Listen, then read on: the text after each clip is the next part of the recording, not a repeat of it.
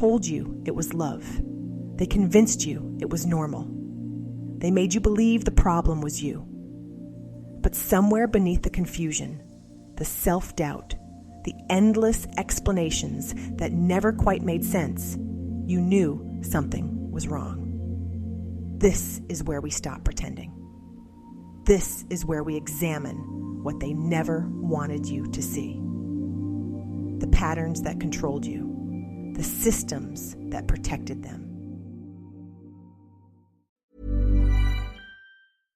Hi, this is Pablo Torre from Pablo Torre Finds Out, and today I want to talk to you about Boost Mobile. Because we spend a lot of time analyzing inefficiencies in sports, overvalued contracts, money tied up in the wrong places, and so on. But those inefficiencies aren't just on a roster. Sometimes they're in your own monthly expenses. Boost Mobile says switching to their $25 unlimited forever plan can unlock up to $600 in savings a year. That's $25 a month for unlimited data, talk, and text when you bring your own phone. If that money is trapped in a pricey phone bill, it might be worth a second look. Visit boostmobile.com to learn more. After 30 gigabytes, customers may experience slower speeds. Customers pay $25 per month as long as they remain active on the Boost Mobile Unlimited plan. Savings claim based on a January 2026 Boost Mobile survey of 1,000 Americans with single-line unlimited plans, comparing average annual payments of major carriers to 12 months on the Boost Mobile Unlimited plan. For full offer details, visit boostmobile.com. Acast powers the world's best podcasts. Here's a show that we recommend.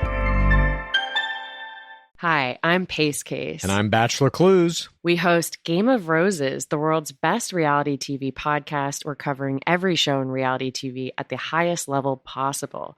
We analyze The Bachelor, Love is Blind, Perfect Match, Vanderpump, and anything else you find yourself watching with wine and popcorn. We break down errors, highlight plays, MVPs, and all the competitive elements that make reality TV a sport. And we interview superstar players like Bachelorette Caitlin Bristow and Big Brother champion Taylor Hale. If you want to know so much about reality TV, you can turn any casual conversation into a PhD-level dissertation. You definitely want to check out Game of Roses. Acast helps creators launch, grow, and monetize their podcasts everywhere. Acast.com. You know that feeling when someone says something dismissive to you and you just let it slide, and then later, maybe hours later, you're replaying it in your head thinking, wait, was that okay?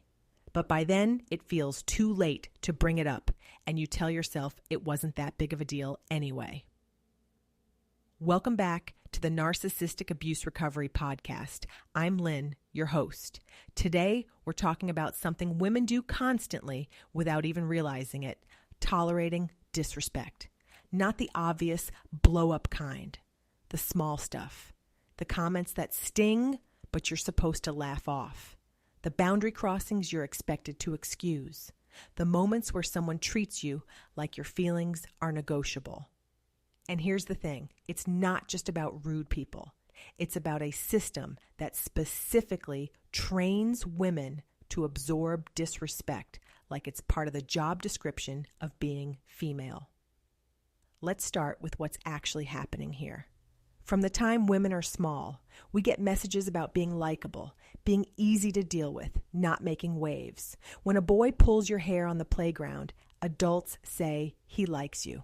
When your uncle makes an uncomfortable joke at Thanksgiving, you're told that's just how he is. When your boss talks over you in meetings, you're supposed to be a team player. The pattern is always the same. Someone crosses a line, and the response expected from you is to minimize it, rationalize it, or quietly absorb it so everyone else can stay comfortable. This isn't accidental.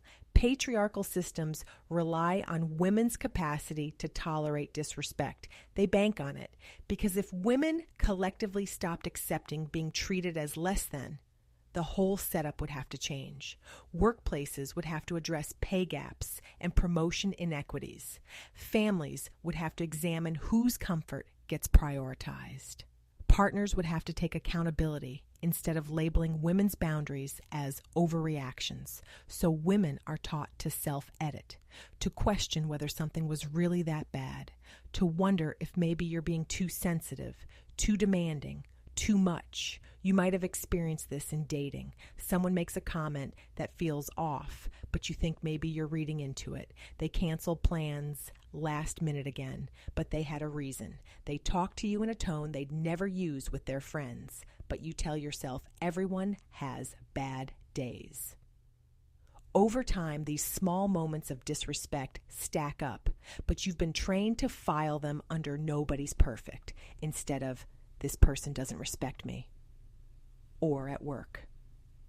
You present an idea in a meeting and it gets ignored. 10 minutes later, a male colleague says the same thing and everyone praises it. You don't call it out because you don't want to seem difficult. Someone takes credit for your work. You let it go because pointing it out feels petty. You're asked to take notes, plan the office party, clean up after meetings, tasks that somehow always fall to women. And you do it because saying no feels risky, or with family. Your boundaries get steamrolled during holidays. Your choices about your own life get criticized or dismissed. Someone makes a comment about your body, your relationship status, your career, your parenting. You're expected to smile and let it bounce off because family is family, or even with friends. Someone consistently shows up late or cancels last minute. They interrupt you or change the subject when you're talking about something important. They make jokes at your expense, but you're supposed to prove you can take it. You adapt your behavior to keep the friendship smooth because women are taught that maintaining relationships is their responsibility. What's insidious about this is how it gets internalized. You start doing the work for them. You preemptively lower your expectations. You tell yourself it's not worth bringing up. You construct entire narratives about why their disrespect is actually understandable, actually not that bad, actually something you should just get over. And then when you finally do reach a breaking point and name what's been happening, you're told you're overreacting, that you're too sensitive, that you're causing drama. The focus shifts from their pattern of disrespect to your response to it. Suddenly, you're the problem. This is how the system protects itself. It puts the burden on you twice. First to tolerate the disrespect, then to manage everyone's feelings about you naming it. Here's what actually happens when someone respects you. They don't repeatedly do things that hurt or dismiss you. And when they do mess up, because humans mess up, they take accountability without making you feel bad for bringing it up. Respect looks like someone caring that they've hurt you, not explaining why you shouldn't be hurt. But women are taught to accept a much lower bar. We're taught that love means overlooking someone's hurtful behavior, that professionalism means not making others uncomfortable by pointing out inequity. That family loyalty means letting boundary violations slide. That good friendship means being endlessly flexible and understanding. The cultural lie is that refusing disrespect makes you difficult, demanding, or damaged. The truth is that tolerating disrespect makes you available for harm. And patriarchy needs women available for that harm to keep functioning the way it does. What would actually happen if you stopped absorbing it? If you stopped pre-forgiving people for dismissing you? If you stopped doing the mental gymnastics to make their disrespect okay? You'd have information. Clear information about who actually respects you and who's been banking on your willingness to minimize your own dignity. Some people would adjust. They'd take accountability, change their behavior, show you that the relationship matters more than their comfort. Those are your people. Others would double down. They'd call you sensitive, dramatic, changed. They'd tell you that you used to be cool. You used to be easy to deal with. They'd make your boundary into evidence of your brokenness. Those responses tell you everything you need to know. Refusing disrespect isn't about confrontation or burning bridges. It's about unlearning the conditioning that taught you to make yourself smaller so others could stay comfortable. It's about recognizing that your dignity is not negotiable, even when systems and people treat it like it is. The hardest part is that you've probably gotten really good at tolerating this. You've had to. It was adaptive. It kept you safer in systems that punish women for having boundaries. But adaptation to dysfunction isn't the same as living in alignment with your actual worth. So here's what I want you to sit with this week. What small moments of disrespect have you quietly tolerated? Not the big obvious ones, but the everyday stuff. The comments, the dismissals, the ways people treat your time or feelings as less important than theirs. And what might your life actually look like if you simply said no more? Not as an act of aggression, but as a quiet reclamation of your own dignity.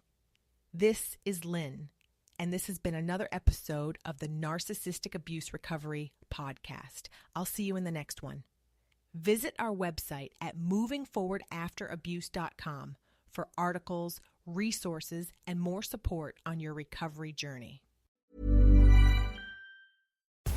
The Bleacher Report app is your destination for sports. Right now, the NBA is heating up, March Madness is here, and MLB is almost back. Every day there's a new headline, a new highlight, a new moment you've got to see for yourself. That's why I stay locked in with the Bleacher Report app. For me, it's about staying connected to my sports. I can follow the teams I care about, get real-time scores, breaking news, and highlights all in one place. Download the Bleacher Report app today so you never miss a moment. This work is hard, really hard. Questioning everything you were taught, seeing systems that were invisible, sitting with truth that change how you see the world. It's exhausting and overwhelming sometimes. There's no timeline for this, no right way to process it. We've gone daily now because these conversations matter. Subscribe so new episodes land automatically when they drop.